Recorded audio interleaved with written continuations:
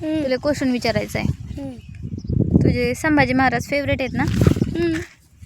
मग मला सांग, संभाजी महाराजांना त्यांच्या शेवटच्या काळामध्ये कुणी पकडलं आणि कसं पकडलं? औरंगजेबाने पकडलं. आणि औरंगजेब कोण होता? औरंगजेब मुघल बादशाह होता. हम्म. मग काय झालं, त्या संभाजी महाराज आणि औरंगजेबाची दुश्मनी होती. मग काय झालं, आता आपण म्हणतो ना की संभाजी महाराजांचे हे नोकर होते. त्याच्यातले 2 नोकर औरंगजेबाला जाऊन मिळाले. त्यांना मुलूक पाहिजे होता थोडासा, पण संभाजी महाराज असं म्हणत होते की कुणालाही मुलूक देणार नाही, म्हणजे सगळ्यांसाठीच. मग त्यांना ते पाहिजे होतं. मग ते तशी औरंगजेबाकडं तसं होतं, त्यांना भेटत होती मुलूक. मग ते दोन सरदार त्या औरंगजेबाला जाऊन मिळले संभाजी महाराजांकडले. त्यांचं एकच नाव होतं गणोजी, आणि दुसऱ्याचं काही एवढे ते फेमस नव्हते, पण गणोजी माहिती. मग ते गणोजी होते ना, त्यांना संभाजी महाराजांबद्दलचं सगळं माहीत होतं.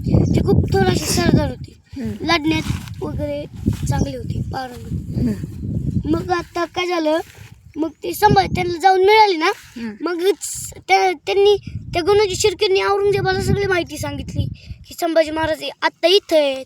ते कुठं होते संभाजी महाराज? ते संगमेश्वरावरती होते. कधी पकडलं तेव्हा का? हा, पकडलं तेव्हा. आणि त्यांचे ते बाकीचे हे होते ना, त्यांच्यासोबत सैनिक नव्हते का? मग सैनिक त्यांच्यासोबत होते, पण आता ते असे बेसावत होते. बेसावत पण त्यांना पकडलं गेलं, ते पण रात्रीच्याच वेळी. मग काय झालं, सगळे झोपलेले, आणि रात्री संभाजी महाराजांनी त्यांच्या सैन्याला असा हे दिलेलं हुकूम की मी तुम्हाला इशारा दिल्यावरती तुम्ही इथं या. त्यांना औरंगजेबाकडं म्हणजे लढाई करायला जायचं होतं. मग ते म्हणले की संभाजी महाराजांनी त्यांना आदेश दिला की आम्ही इशारा केल्यावरती तुम्ही तिकडे जा, आम्ही तिकडे या संगमेश्वरावरती, मग आपण इथून जाऊया सगळे मिळून, नाही का? मग तेच रात्री संभाजी महाराज आणि त्यांच्याबरोबर 200 का तरीच मावळे होते, मला वाटतं एवढेच मावळे होते. आणि मग काय झालं, त्याचा फायदा घेऊन ते गणोजी शिर्केंनी ते सांगितलं औरंगजेबाला. मग औरंगजेबांनी गणोजी शिर्केंबरोबर खूप मोठी फौज पाठवली, का तर संभाजी महाराजांना पकडण्यासाठी. मग ते आले संगमेश्वरावरती. तिथून जाताना एक किल्ला लागत होता ना, मग त्या किल्ल्यावरती सगळे ते संभाजी महाराजांचे सरदार ते होते, त्यांनी हुकूम दिलेला ना की इशारा दिल्यावर द्यायला. मग असं झालं की आता पहारे देत असतात ना, मग त्या ज्या गडावरती खूप सारे सैन्य होते संभाजी महाराजांचे, ते पहारा देत होते. आणि अचानक त्यांना खाली गडाच्या खाली काहीतरी दिसलं सैन्य जाताना. मग ते मशाली ते दिसली त्यांना. मग त्यांनी सांगितलं, त्यांचे धनी असतात ना, धनी म्हणजे थोडक्यात मोठे मोठे सरदार ते शिपायांचे. मग ते म्हणले, सरदार इथं काय आज काही राजे आपल्याला हुकूम आदेश तर दिला होता, मग काय आपल्याला इशारा करायचं विसरले काय, ही तर होत चालली. मग तेच सरदारांनी हे घेऊन बघितलं दुर्बीण, तर ती मुघलांची फौज होती. आणि मग आता ती गणोजी शिर्के त्यांना औरंगजेबाला जाऊन मिळालेले ना, मग त्यांना ते शॉर्टकट माहीत होतं तिथे जायचा, आणि नेमके ते घाटातूनच चाललेले ते शॉर्टकटमधून. मग ते सरदाराला कळालं की ते गणोजी शिर्के त्यांना जाऊन मिळालेत, कारण आता मुघलांना कसं माहीत नाही की स्वराज्यात हा घाट आहे, हा शॉर्टकट तिथे जायचा. मग तो गणोजी शिर्क्यांनाच माहीत होता. मग ते शॉर्टकट सोडून मोठ्या रस्त्याने ते सगळे दौडत चालले घोड्यावरून, आणि ते तिथे पोहोचले. पण आता ते पण त्यांना कमीच पडले, कारण त्यांची फौज खूप होती आणि आपले मराठी थोडेच होते. मग सगळे जखमी झाले. पण हे होते ना संभाजी महाराज, त्यांची ती आपली ही कवड्यांची माळ असते ना, ती राजांची, ती वाचली.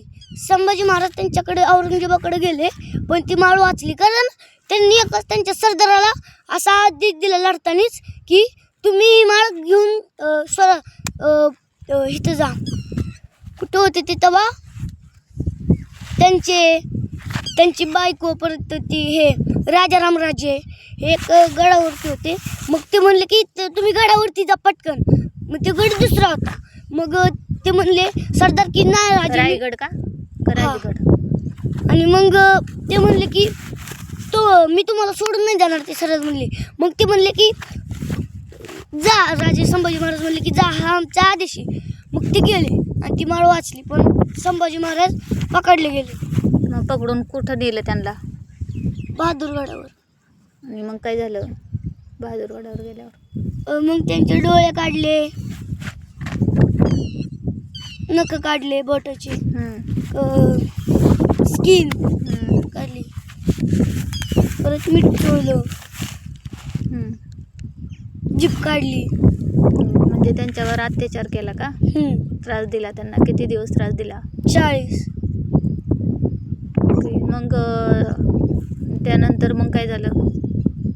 मग त्यानंतर शेवटी ते औरंगजेब म्हणत होता की तुम्ही आमच्या मुघलांत या, आम्ही तुम्हाला खूप मोठा सरदार बनवून तुम्हाला खूप पैसे देईन. म्हणजे थोडक्यात तिथे सोन्याची नाणी होती. ते खूप मोठे नाणे देईन. तुम्ही स्वराज्य सोडा. स्वराज्य म्हणजे काय तेव्हा एवढं. मग पण ते नाही झुकले औरंगजेबापुढे. मग त्यांनी राजे काय म्हणले? मग राजांनी काय आन्सर काय दिलं त्यांना? मग राजे म्हणले की उलट तुम्हीच आम्हाला मिळा. आपण स्वराज्य वाढू आणि अख्ख्या जगात आपलं स्वराज्य पसरू. मग औरंगजेबाला राग आला. आणि मग त्याने संभाजी महाराजांची हत्या केली. मग हत्या केल्यावर परत काय झालं? हत्या केल्यावरती काय नाही. आणि आता सगळ्यांना असा प्रश्न पडतो की रायगडावरून त्यांची मावळी त्यांना वाचवायला का नाही आली रायगडावरून? पण त्या काळी काय झालेलं, औरंगजेब खूप चतुर होता. त्यांनी रायगडाला पण वेढा दिलेला. जेव्हा तो संभाजी महाराजांना पकडायला चाललेला ना, तेव्हा रायगडाला पण त्यांनी वेढा दिलेला. म्हणून बरेच दिवस त्यांना संभाजी महाराज पकडले गेले ती बातमी सुद्धा नाही कळाली. कारण तो वेढा होता ना. मग एक मुंगी सुद्धा आजची बाहेर नाही करू शकत, एवढा तो कडक पाडा दिलेला. ओके. संभाजी महाराजांना पकडल्यानंतर त्यांना त्रास दिला, त्यानंतर त्यांच्या शरीराचे तुकडे केले होते, हो की नाही?